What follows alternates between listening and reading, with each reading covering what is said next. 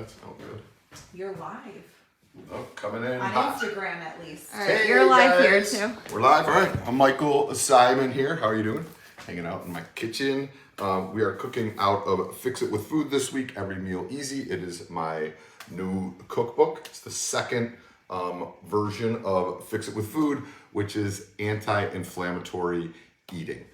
So what we're doing this week is we're going through some of the recipes that are in the reset. The reset is what you do for 10 days to kind of give yourself a little bit of a cleansing situation, get out all the bad, and then you add potentially inflammatory ingredients back a little bit at a time to find out what your triggers are. So this week, someone said, "Oh, what are you, a vegan now?" Like I'm trying to make me out to be a bad person. But the reset is basically vegetarian through the 10 days of reset. There are some eggs and stuff in there, but it's mostly vegetarian because a lot of the meat could be an ingredient that causes inflammation. Doesn't cause inflammation to me, but it does in many others. So, hey, Norman, coming in hot. What's up, buddy? Want to say hi to everybody? Trouble? Oh, boy, don't say hi that much. Wait, we're gonna have to get you we're gonna give Norman. A lot of people have been requesting you, Norman. You've been very popular, although you are been a little bit of a troublemaker lately. Come here, buddy. Sit.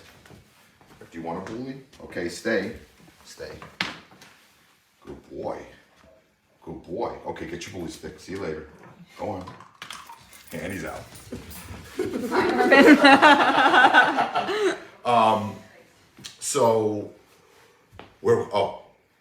So yes, it's vegetarian for the first 10 days, then you start adding things back in because meat is inflammatory to a lot of people. My triggers ended up being dairy and sugar. What I have found when other people have worked through this, when we were doing the first book in the research, everyone's triggers were a little bit different. So I want you to be able to identify your own, and then you could adjust your diet to what your triggers are to help fight inflammation for yourself. And okay, that's it. Okay, see you guys tomorrow. So what we're gonna make today is we are gonna make a root vegetable stew with some black beans. We have some brown rice that we made. The brown rice is optional. I'll show you guys how we made it when the stew is cooking. We also made some mushroom stock in advance. I'm gonna show that we have some done so I can kind of cruise along with the stew. And then as the stew is cooking, I'll show you how to make the mushroom broth and how easy that is. So the first thing we're gonna do is I have a cast enamel little Dutch oven here, but any small deep pan will work. I'm gonna set that on low heat to start and just let this start to get warm.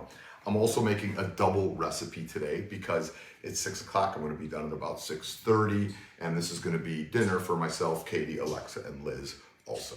So first things first, so if you're looking at the ingredients, this is a double recipe. One of the things that we did in the second Fix It With Food book is we made all the reset recipes for 1 and then everything else in the book for 2. Obviously, you could make more by easily doubling them, but what we found in the first book was all the recipes were for 4 to 6, and a lot of people were like, I want to do this, but my family doesn't or whatever. So this way it just makes it a little bit easier for you to start with a base recipe that you could then grow. Any questions, guys? We have a question asking what's the difference between the 2 Fix It With Food books? There's 2 books, the 130 different recipes in each book. So all the recipes are different. As we said, the first book also has recipes that are 4 to 6. This one is 1 or 2. And we went a little bit on a deeper dive, explaining to people, what we just tried to do is questions that people had in the first book, in addition to the 130 new recipes, we tried to address in the second book. So there was some confusion, how do I introduce foods back? We wrote a whole chapter on that this time to make it a little bit easier to understand for people. We also created a pantry list and a substitution list, because a lot of people always are looking for substitutions. The truth about substitutions is, as you know, if you've watched Simon's Dinners and some of the other shows I've done, I'm always trying to help people with substitutions because I know that some people don't like things, some people like other things. With this book, there are substitutions that we list in the book, but also remember certain things are there for you for some health benefits too. Like let's say someone doesn't like kale, well, you could use spinach, but you can't substitute instead of kale, you can't put in peppermint candy. So there's a lot of the things in there are there for a reason. So when we give you substitutions in the book, it's things that are similar in makeup, in vitamins, and things that are going to help you. I have someone asking if your second Fix It with Food book is a companion book to the first. Do you have to have both books? Can they just buy the second one? Well, the salesman in me would say, yes, you had to have both books, but you really don't. There are books that stand on their individual merit. I think a lot of people that got the first book really found that even if they weren't kind of fighting inflammation, they still loved all the recipes in the book, so you could kind of burn through the recipes quick. So if you want to do tons and tons of lots of recipes, you could have both books, but you could certainly just get one or the other. But they're both great books. I'm proud of both of them.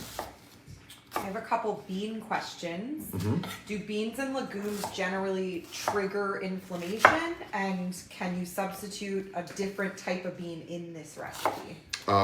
So I have never had inflammation problems with beans. I have heard people say that they have. I've also never had inflammation problems with nightshades. I've heard people say that they have. But like a lot of the vegetables that people say they've had problems with, and there's different books that have different opinions on this.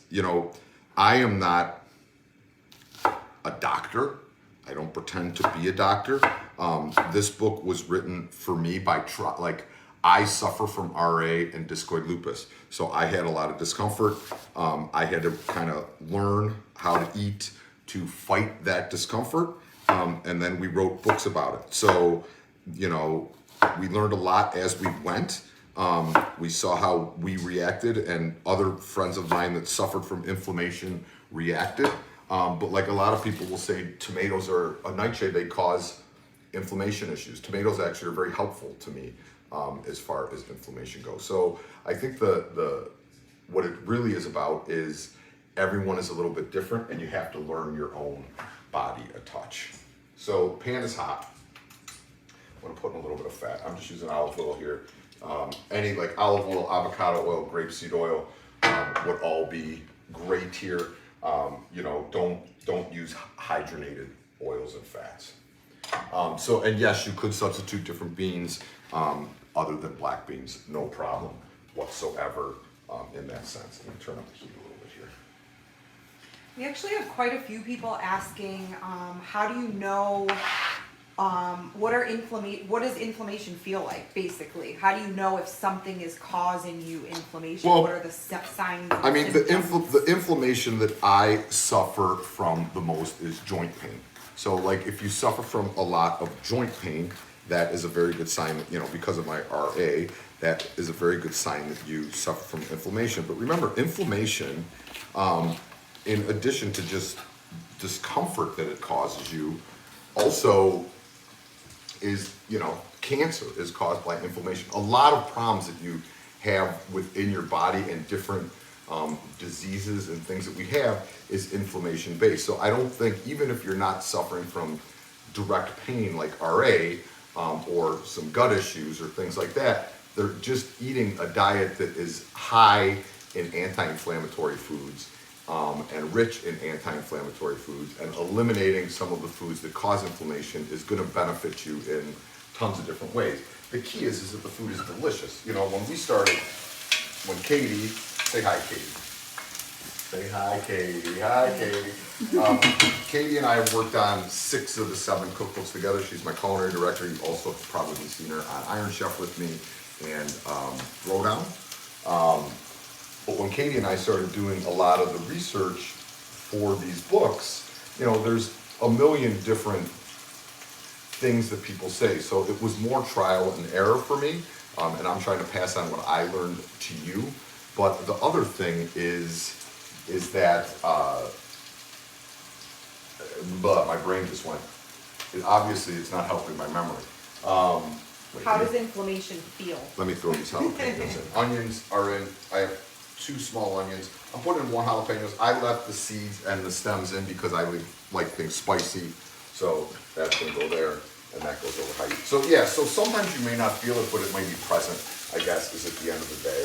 And if you could eliminate some things that cause some discomfort to you, I think that that's a bonus too. I know what I was saying. When we were looking into this, there were cookbooks on inflammation, but all the food, the recipes that we saw, the food was nasty. So who wants to eat this way? Like, if someone said you got to eat disgusting food to feel good, I'd rather feel bad. That's me. I'm a chef. I live for food. I live to cook.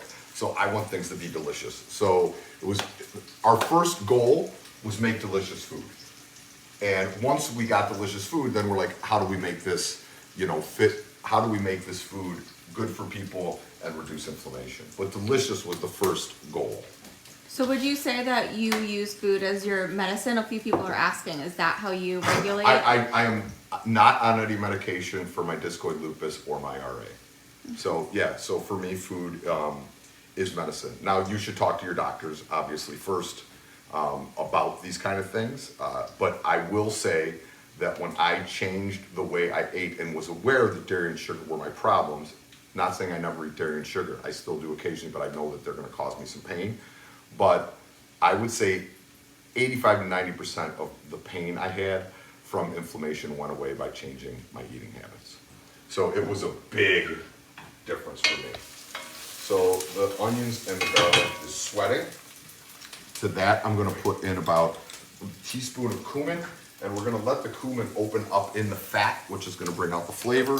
While that is happening, we're gonna start cutting up our veg. Now, we have carrots and parsnips here. They are both peeled. Katie got them set up and peeled. Sometimes, if they're good organic carrots, I'll just scrub them real good, leave the skins on, and cut them unpeeled. That doesn't worry me. And we are just gonna cut these real simple. This isn't fancy restaurant world where I'm putting on a perfect large dice. I'm just gonna cut these straight down in rings, but then I'm gonna make sure that they're equal in thickness. And I'm also gonna make sure that when I do my parsnips, they're like the same size as the carrots, because you don't want one thing to be super mushy and the other one not cooked at all. So the beginning of the parsnip is the same size, but when I get to this thicker part, I'm gonna have to split this down so we have equal sizes. So that's the key, is keeping everything the same size. What would you substitute for parsnips? Parsnips. I mean, they have such a unique flavor. If you can't find parsnips, I would say just use more carrots. Celery root would be a nice addition here. I know a lot of people, without even looking at your questions, a lot of people are saying, I hate cumin. What if I hate cumin? Certainly just omit the cumin if you hate cumin. Coriander seed would be something that would work in place of that. Not going to taste like cumin, but is going to add, some nice flavor. There's some serious parsnip haters. Yeah, if someone's asking if they could use Who a hates a fennel bulb. parsnip? It's like a delicious sweet vegetable. Could they use a fennel bulb instead of Totally a parsnip? different. No. No? Yes. Could you put fennel in here? Yes. But totally different. It's not this type of vegetable. You want these firm vegetables. I would say celery root or double your carrot situation. I don't know how anybody could hate a parsnip. That's so strange to me. Turnips would be another thing you could use. Norman heard the parsnips cooking and came running back in the kitchen. That's how good parsnips are. I have a serious question that's come through about half a dozen times at this point. During the 10-day reset, when you are vegetarian, vegan, detoxing, do you get withdrawals from meat? No. From not eating meat? No, I don't. You Oh my don't feel God. any differently from removing all meat? Look, I am a giant carnivore. I've written a book called Carnivore. Everyone knows how much I love meat. I actually technically feel a little better when I don't eat meat. True story. I'm mentally miserable. I crave meat. When I smell it, I'm like, gotta have it. But physically, no, I don't feel different. These recipes have plenty of, someone the first day goes, how could you survive? There's no protein. There's tons of protein in beans. There's protein in different vegetables. There's a lot of different sources of protein other than just meat. That being said, I love meat. As many of you know, if you were watchers of The Chew, Liz was a vegetarian for 90% of our marriage. She just started eating some meat again. Oh, there you go, Norm, have a parsnip. She just started eating meat again during the pandemic. So, and she still eats predominantly vegetables. She was always super healthy and got plenty of protein. It's all about finding that balance.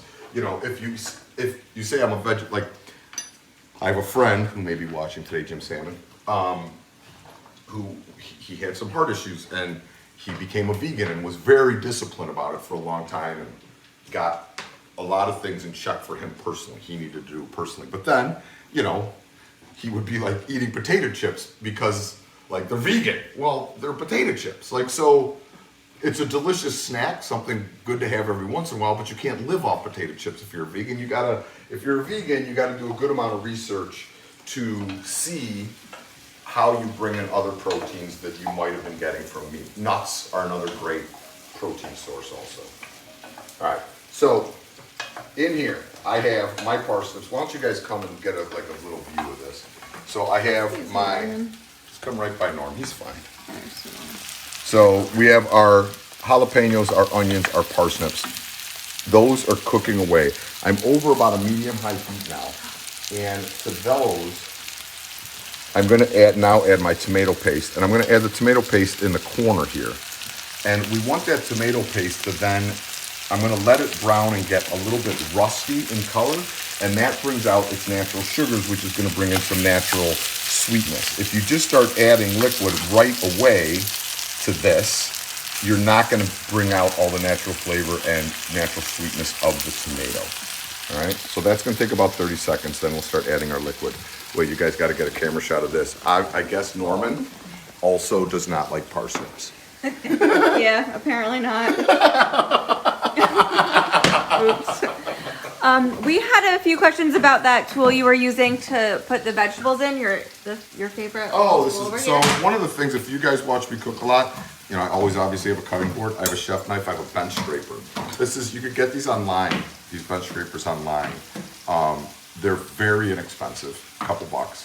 And it keeps, you know, I use it to keep my cutting board neat and clean. I also use it to move things from point A to point B. What I would say is, you know, go online and find the ones that don't cost a ton, instead of, like, they make fancy ones out of metal and this and that. The bench scrapers that are like 12, 13, 14, 15, $18. Like, this thing is gonna cost you $2. You know, I usually buy them, a box of them, and give them to cooks. Like, if you used to go to the restaurants, our professional, you know, our restaurants, like all cooks would have these on their stations because I feel they're so important to stay organized. Really good thing to have at home. All right, so our tomato paste is rusty and brown. I'm gonna stir it in to the parsnips and the carrots now. I'm gonna add, I have 2 cans of black beans here. You could use dry beans too. Black beans though, or beans, canned beans are, I think, one of the great cheats that there are with cooking. They're still very good quality. Make sure you rinse them first, but this helps this whole thing come together quickly. The beans, as we said earlier, are going to, 1, add protein, 2, add texture, and give the vegetable stew a little bit of richness. Any questions, guys? If you're buying one Dutch oven, what size capacity would you go with? So I would say you go with the size capacity based on what your family is. You know, this is a Dutch oven. I feel that, you know, is good for 2. You know, I think this one is 4 quart. I want to say it's 4 quart. Like, this is good for 2 size Dutch oven. If you're feeding 4 to 6 people, you know, I would say go with an 8 quart Dutch oven. Or I have we entertain a lot, so there's a lot of times at our house there's anywhere between 10 and 20 people. You know, so I have some pretty massive Dutch ovens too that are like this guy.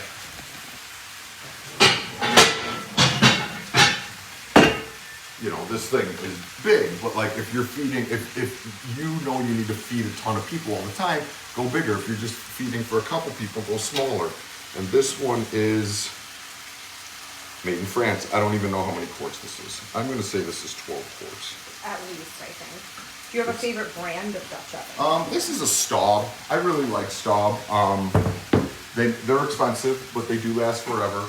This is a discontinued Dutch oven. We myself and Liz Used to do some for QVC. This was a pretty inexpensive Dutch oven, but performs well. It doesn't perform to the level of a stove, but it's about a tenth of the price. But there's a lot of good ones out there. Another mid-price brand is a company called Great Jones. They do a really good job with their cast enamel. Won't cost you as much as the stove. It's actually Liz's favorite because they're designed very nice. They're beautiful looking. So Great Jones, if you're looking to get in the Dutch oven world but don't want to spend an arm and a leg, is a very good use. A couple people want a close up on your shoes. I'm just gonna get in there real quick. These are Vans. Let's see. I am, There it is. for those that know me, I have been wearing Vans. I'm putting in the mushroom stock now, which I'm going to show you guys how to make in a little bit. Can this be done in an Instapot? I have never cooked in an Instapot. I'm going to say yes, but I'm saying that with absolutely zero knowledge of an Instapot. I used one time. I thought it was a waste of money, and everybody's going to say, no, it's not. They're the greatest things ever invented. I don't use air fryers. I don't use Instapots. I don't use microwaves. If you want to hate me for it, it's just what it is. I like to cook food in a pot. And this, I don't understand the use of an Instapot in this situation, because this is only going to take 30 minutes to come together. So why do you need to speed up 30 minutes? So this is simmering away now. To that, I'm going to add a little bit of coconut milk. Now, coconut milk is one of those things that some people love, some people hate. This is giving it just a little bit of creaminess. So for the recipe for one, I think we're only putting in about 4 ounces. So this, I would put in 8 ounces for this, but if you love that coconut flavor, you could put in the whole can if you like. If you don't like the coconut flavor, a good sub would be almond milk, oat milk, any of those nut milks that aren't dairy. A few people want to get a little close up of. Yeah, get in here. Here, Katie, you gonna come in? So we have all of our liquid in. Are you guys feeling coconut today? Feeling coconutty? Yeah. So we're gonna go with we're gonna put the whole can in. So I put like an extra 4 ounces in. And again, this is why I love it when you guys cook along, so you could see that a recipe is a method, and then you could kind of customize the method to fit your fancy, so to speak. All right? What type of coconut milk? Full fat, light? So this is full fat coconut milk that is unsweetened. Unsweetened is key with the Fix It With Food, because we don't want sugar in the reset. So unsweetened coconut milk. This is in here. I'm going to turn the heat up to about medium high. We're going to let this simmer to those vegetables are tender, which is going to come together relatively quickly. I would say anywhere between 15 and 30 minutes, or whatever your liking is to the vegetables being cooked. That's where you want to be. Now, as these are simmering, I'm going to show you how to make them. So we have some finished rice here. Let me just show you the finished rice first. So this is just some brown rice finished. It's a little bit warm. See how the grains are nice and separated, but it's all the way cooked through. And the method on how to cook brown rice. This is not, she taught me how to do it. It's great. There's a reason here. Katie Pickens. So Katie, I've always been very comfortable cooking rice for whatever reason. She'd be like, it's sticking, it's this, it's that. And I'd make it, I'm like, no, it's fine. And then she's like, I don't understand, I'm around doing all this stuff. So this was a method that Katie saw. I think you saw it, right? You saw someone do it. And it's cooking rice kind of in the method that you would cook pasta. So you have water boiling, a bunch of boiling water. We're going to add a little bit of salt to our boiling water, just like you would if you're cooking pasta, a little bit of kosher salt. And then we're going to add our rice, our brown rice, to the boiling water. Turn this on high so it's burling hard. And then we're going to let the brown rice go for about 30 minutes until it's tender. And it's just going to roll with the liquid, as opposed to doing a ratio where you're essentially cooking it till all the liquid is gone. So now we're going to add our rice in. This is just going to simmer away. In 30 minutes, it's going to be tender. We're going to drain the liquid off. And once the liquid is drained off, we're going to put the lid back on top of the pot with the rice and let it sit and steam for 15 minutes, which will give you this result. All right, and you could do that method with most rices. The times change a little bit. Don't do it with arborio because arborio is the rice that is used for risotto that benefits from stirring to make it nice and creamy and rich. But if you have not had success with cooking rice and you struggle with it being, you know, those grains not releasing and stuff, this is a great method. All right. Next thing we're going to do is, I told you earlier, I'm going to show you how to make the mushroom stock. Now, this is about the easiest thing that you're ever going to make.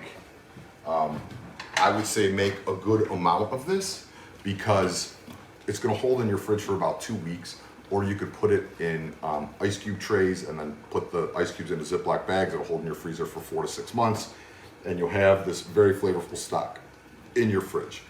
We're using dried mushrooms, which I know a lot of people were having trouble finding. You can find them online. You can go on Amazon, order them, they'll be at your house in 2 days. Most grocery stores carry them now, no matter what city I have been in my travels, and when I go to the grocery store, I haven't not seen dried mushrooms. But if you can get them online. You could also use fresh mushrooms or just mushroom stems that maybe you saved and froze, which I also like to do. If you're using fresh mushrooms as opposed to dry, you're gonna need twice the volume of mushrooms. So the mushrooms go in, and they smell so intense, which I just love.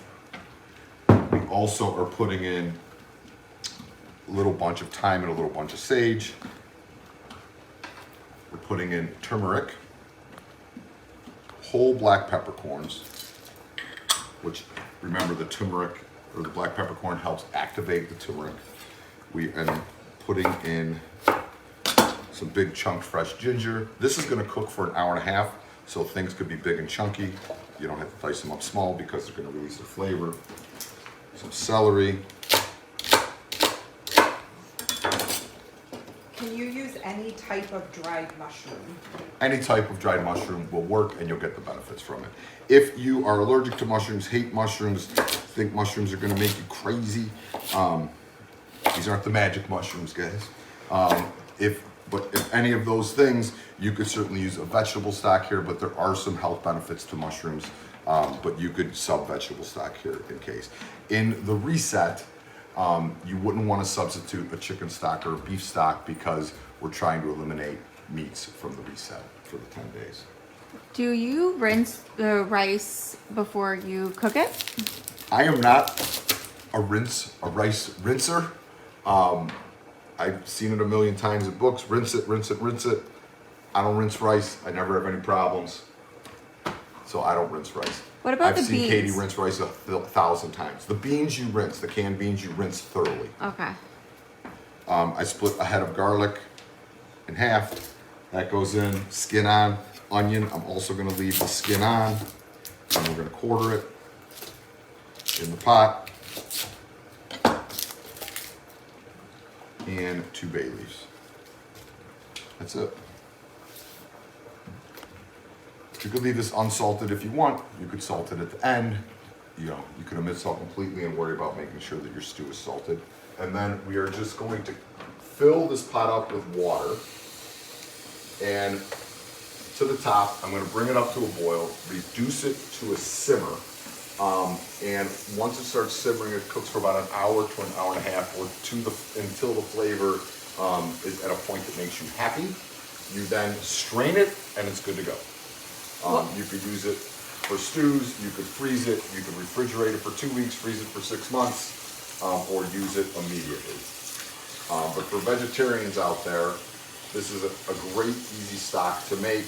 It has tons of flavor that like a basic vegetable stock will not have. Mushroom just gives it a lot of depth of flavor, and a lot of times you look in recipes and it'll say, like with something has a lot of umami, you know, the hidden fifth flavor. Mushrooms have umami, so they're like, they really tantalize your palate. What else could you use the stock for if you have some left over? You could use it for soup. You could use it for stew. You could make a pasta. You could use it as a pasta broth. Anything that calls for chicken stock or vegetable stock, you could use this stock in. All right. Any other questions as our stew is simmering? You're asking what aisle do you usually find the dried mushrooms in? In the dried mushroom aisle, silly. Typically they're in the spice aisle. Dried mushrooms in the spice aisle.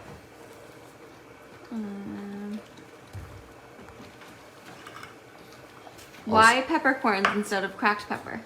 Because we are going to strain them out. If you just have cracked pepper, not peppercorns, you could just put in regular pepper. I always have peppercorns because I grind. I'm a pepper. I don't buy ground pepper. I grind my own pepper. So just putting the peppercorns in there, they're going to emit the flavor just like ground pepper would also, but there's no reason to grind it because you have that hour and a half cook time. I have some toasted almonds.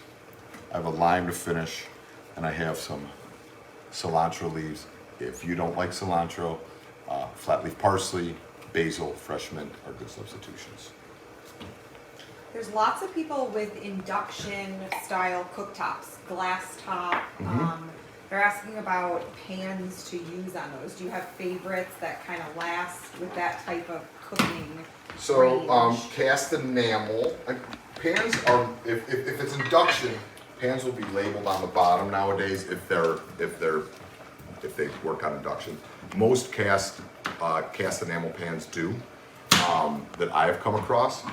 Make sure you're not sliding them all over the place because you'll scratch your top. If you're using electric stoves or induction stoves, when you move something, you want to pick it up and move it. You don't want to slide it or it's going to scratch the top of your stove.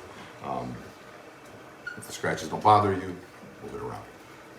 So cast enamel works. Stainless steel pans will work. Copper tri-ply will work. The pan that I cooked in yesterday, cast iron will work. The pan that I cooked in yesterday, the carbon steel pans will work. Basically, the only pans that aren't going to work are aluminum. Anything with steel in it is going to react to the induction and create that magnet situation, and you're good. Are you losing anything if you don't use the skins of the onions, garlic, everything, like all the vegetables that you put in the stock? No, I mean, they add some color to the stock, you know, very little nutrient value there.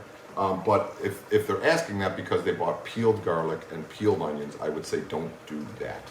Because I talked about this yesterday, if you weren't here yesterday, the way that they peel a lot of these vegetables for speed is they put them in boiling water. The boiling water typically has bleach in it to push the skins off, and then they're easily cleaned. Not something that I want in my food. You don't know how fresh they are that way. They tend to be very, garlic especially, and onions too, tend to get very strong. Much stronger than they would be naturally. Anything else? How you doing, Norm? Still thinking about that parsnip? It's not feeling the parsnip. A few people are asking if you would ever make Norman some homemade dog treats. Is that something you ever do? Yeah, I have made Norman homemade dog treats before. I'm actually kicking around right now. You guys are the first to hear this. I'm kicking around working on an anti-inflammatory dog food. You never know. You may see it. Norman may be famous. Oh, Norman. He's already famous. Oh, more famous. He What does like about that bully. storing your garlic? How do you store your garlic? Cool, dark place. Okay. So, you know, if you have a pantry or a drawer, you know, keep it there. Same with spices, cool, dark place. If you don't go through olive oil quickly, cool, dark place. You know, that's where you want to be. All right, I'm going to put a little bit of this brown rice. Katie's perfect brown rice. So fluffy. It's so perfect. Look at that Katie. grain Oh separation. my, incredible grain separation. Wow. It really is nice looking, right? In the world of rice, that's fancy. I'm going to turn this down. I'm going to check to see if my vegetables are tender. I have this boil a little bit harder than a simmer because, you know, I don't want you guys to hang out forever as I'm simmering. Veggies are tender. We have some nice reduction. You guys can come over here. We have some good reduction there. Do different color peppercorns add different flavors? Absolutely. Black peppercorns tend to have a little bit of a spiciness to them, a little bit of a bite. Pink peppercorns have a little bit more floral, sweet flavor. White peppercorns, I don't like them. They smell like feet to me. But so feet, white peppercorns, feet is what I get. So I don't use white peppercorns. Green peppercorns are pretty mild.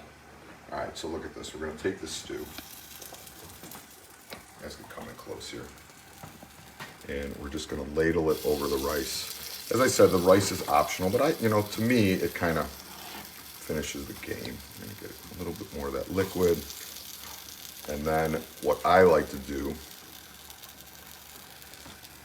is take, again, we have protein in the beans, we have toasted almonds, which are very healthy fat and have a good amount of protein and give it some texture. So we're gonna hit that with some almonds. And then I'm gonna I love cilantro. I know all of you don't. If you're born with a gene that makes it taste soapy, I'm sorry. It sucks because it's really delicious and for those of us that don't have the genes, some plumes of cilantro right on top.